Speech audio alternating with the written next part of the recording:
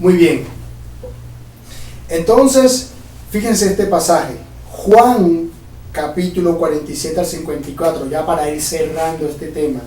Fíjense cómo dice. Dice, entonces los principales sacerdotes y los fariseos se reunieron en el concilio y dijeron, ¿qué haremos? Porque este hombre hace muchas señales.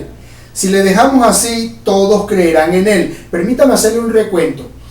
Este capítulo 11 de Juan habla de la resurrección de Lázaro.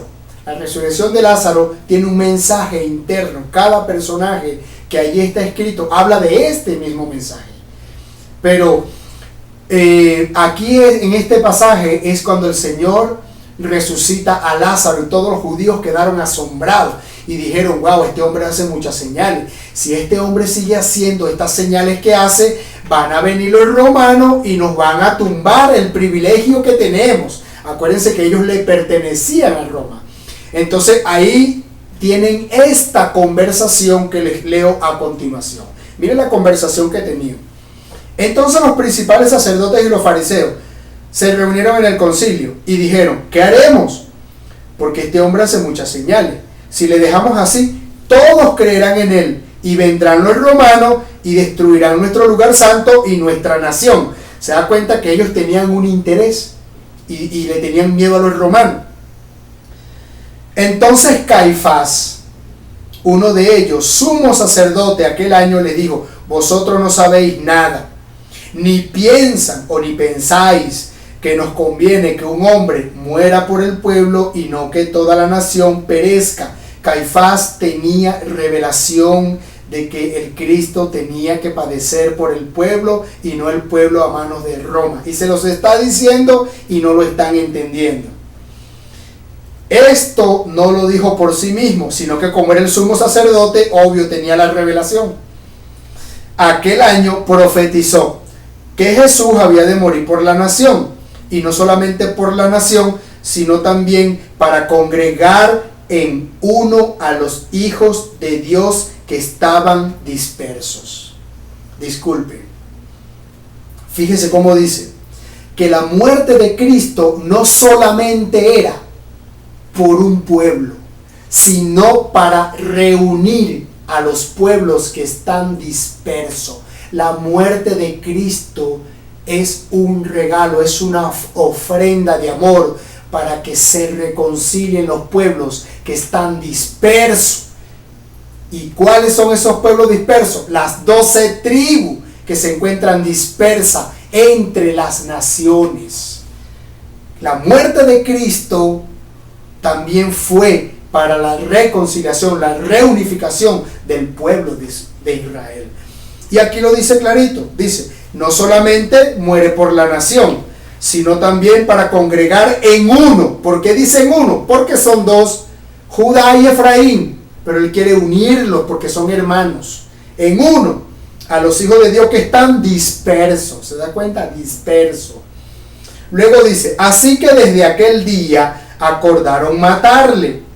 Por tanto, Jesús ya no andaba abiertamente entre los judíos, note que él andaba entre los judíos, ya no andaba abiertamente entre los judíos, sino que se alejó de allí y se fue a una región contigua, al desierto, a una ciudad llamada Efraín, y se quedó allí con sus discípulos. Permítanles profetizarles algo aquí. Es decir, Cristo andaba entre los judíos, entre su pueblo, entre sus hermanos. Y cuando resucita Lázaro, esto provocó tal escándalo que los judíos traidores temieron perder su posición. Entonces dijeron, mejor matémosle. Y es cuando Caifás dice, es necesario que ese hombre muera para la salvación del pueblo judío, pero también para que su sangre contribuya con la reunificación del pueblo de Israel. Cuando Cristo se entera que lo quieren matar, él sale de entre los judíos y se va a los gentiles. Entonces, según lo que venimos estudiando, los judíos son los que están en Jerusalén, los descendientes de Judá, y los gentiles es Efraín. Entonces dijimos anteriormente que son dos reinos, son dos casas, son dos hermanos, Efraín y Judá. Efraín y Judá. ¿Dónde estaba Jesús haciendo milagro?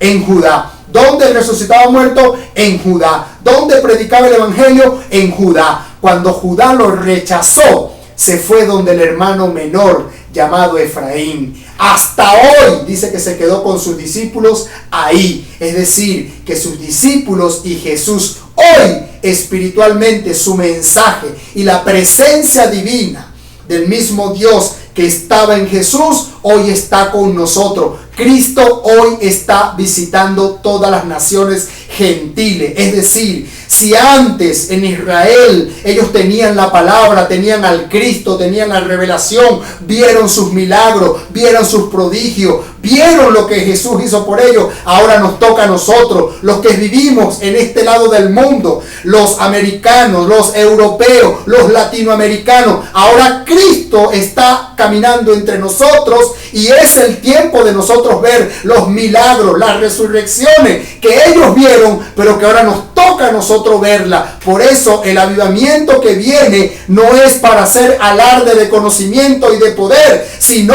para levantar, despertar, resucitar el espíritu dormido del pueblo de Dios, para que se conecte, se reunifique, se reconcilie con su hermano mayor, que es Judá. Basta de odio y antisemitismo. Somos un solo pueblo. Cristo no tiene dos pueblos, judíos y evangélicos, no. Somos un solo pueblo, el pueblo de Abraham.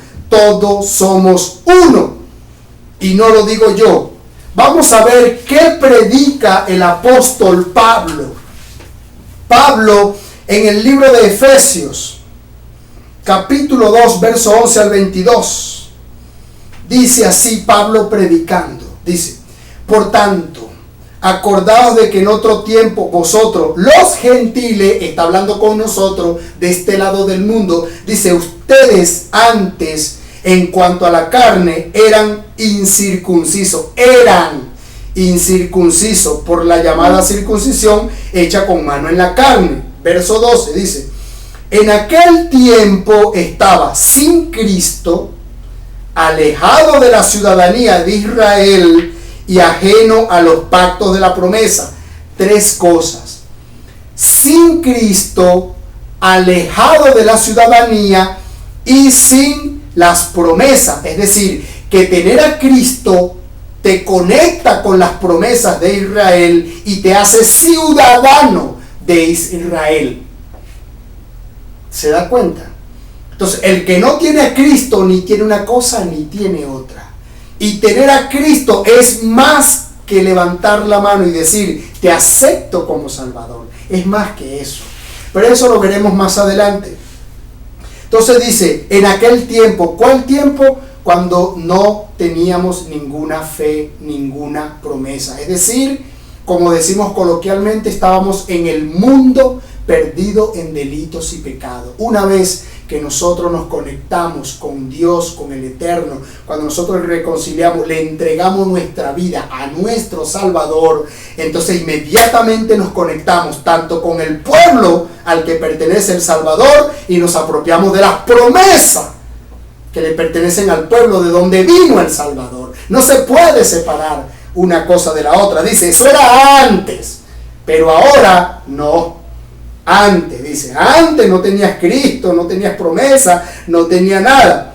Vivías en el mundo sin esperanza, sin Dios, sin nada. Dice, pero ahora, note esto, verso 13 dice, pero ahora, es decir, today, hoy, ya, ahora mismo, dice, pero ahora, en Cristo Jesús, todos los que tenemos a Cristo Jesús, dice, vosotros que en otro tiempo estaban lejos de la promesa, lejos de la ciudadanía, lejos del pacto de Abraham, dice, los que estaban lejos, ahora son hechos cercanos por la sangre de Cristo.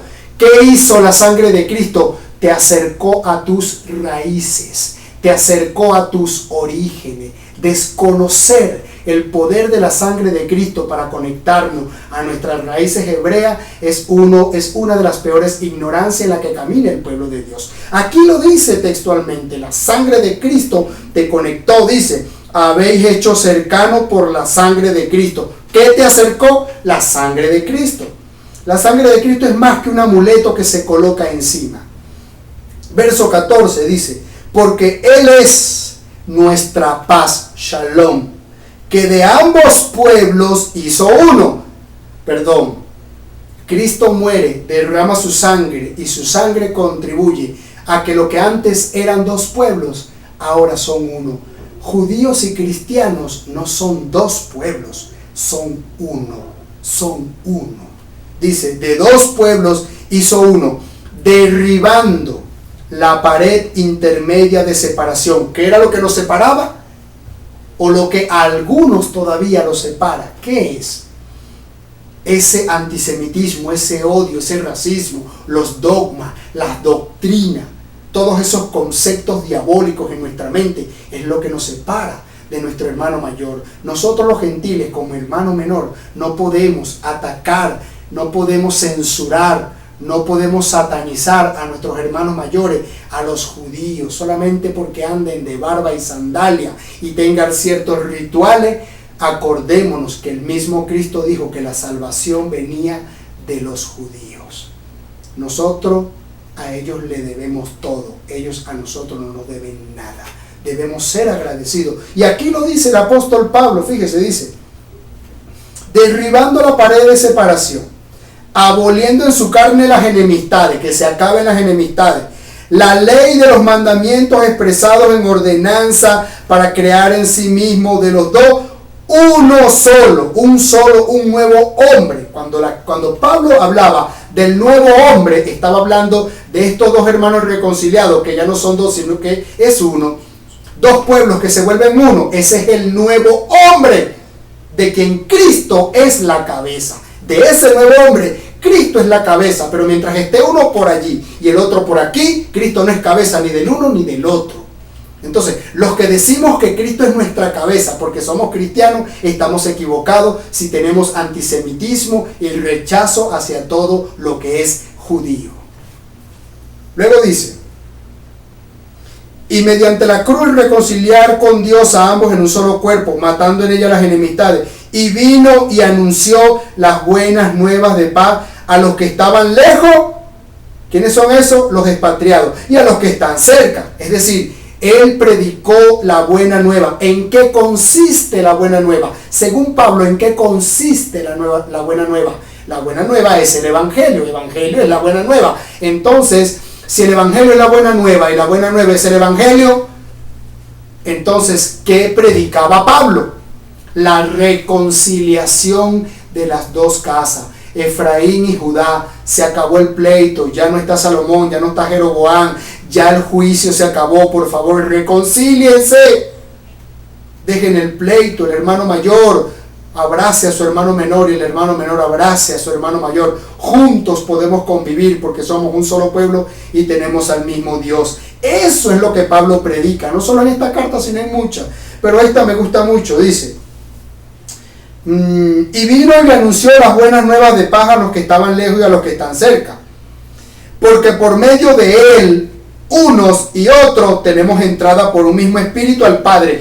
Ojo, aquí dice Pablo que tanto judíos como gentiles, los dos entran al cielo a través de alguien llamado el Espíritu Santo. Es decir, que el Espíritu Santo que me guía a mí, cristiano, gentil, para entrar al cielo o para conducirme en este mundo, es el mismo Espíritu que opera en ellos y los guía para corregirse y para entrar al cielo también. Dice, repito, por medio de Él, de Cristo, los unos judíos y los otros gentiles, tenemos entrada por un mismo Espíritu al Padre. Si nosotros como creyentes en Cristo tenemos a Jesús como mediador y ya nos ganamos el corazón y el favor del Padre, los judíos hace rato lo tienen ganado. Y aquí dice Pablo que este pueblo y el otro pueblo, los dos tienen al Espíritu Santo y todos tienen la misma promesa. Entonces, hacer separación por conceptos doctrinales es un error. Y ahí eso, lejos de acercar, separa y divide. Ok. No, fino, porque continúa la otra.